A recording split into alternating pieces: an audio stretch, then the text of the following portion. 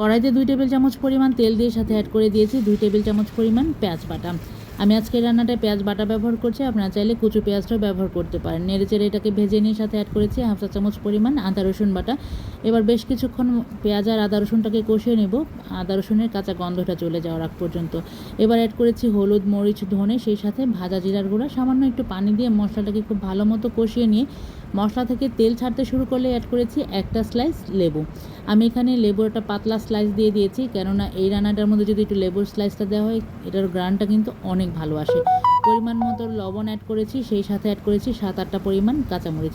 আমি যেহেতু কাঁচামরিচটা আস্ত দিয়েছি তাই আমি মশলা কষানোর সাথে কাঁচামরিচটা অ্যাড করেছি, আপনারা চাইলে কিন্তু পরেও দিতে পারেন।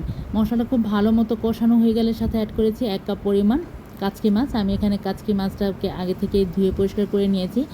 এবার এর সাথে অ্যাড করে দিয়েছি অল্প পরিমাণ পানি। আপনারা ঝোলের পরিমাণটা যদি একটু বেশি খেতে চান সেক্ষেত্রে পানির পরিমাণটা একটু বেশি দিতে পারেন, তবে আমি একটু মাখো মাখো খেতে পছন্দ করি তাই আমি অল্প পরিমাণের পানি দিয়ে 5 মিনিটের মতন রান্না করে পানিটা যখন একদম গায়ে গায়ে লেগে আসবে ওই পর্যায়ে অ্যাড করেছি 2টা লেবু পাতা, মাঝখান থেকে শিরটা ফেলে দিয়ে একটু টুকরো করে দিয়েছি, আরও একটা দিয়ে দিয়েছি লেবুর স্লাইস, সাথে বেশ কিছু পরিমাণ ধনেপাতা কুচি দিয়ে একটু মিনিট খানিক রান্না করে নামিয়ে পরিবেশন করতে পারেন। গরম গরম ভাতের সাথে খেতে কিন্তু দুর্দান্ত হয়, আর এই লেবু পাতা দেওয়ার কারণে এটার ফ্লেভার কিন্তু হয় অসাধারণ।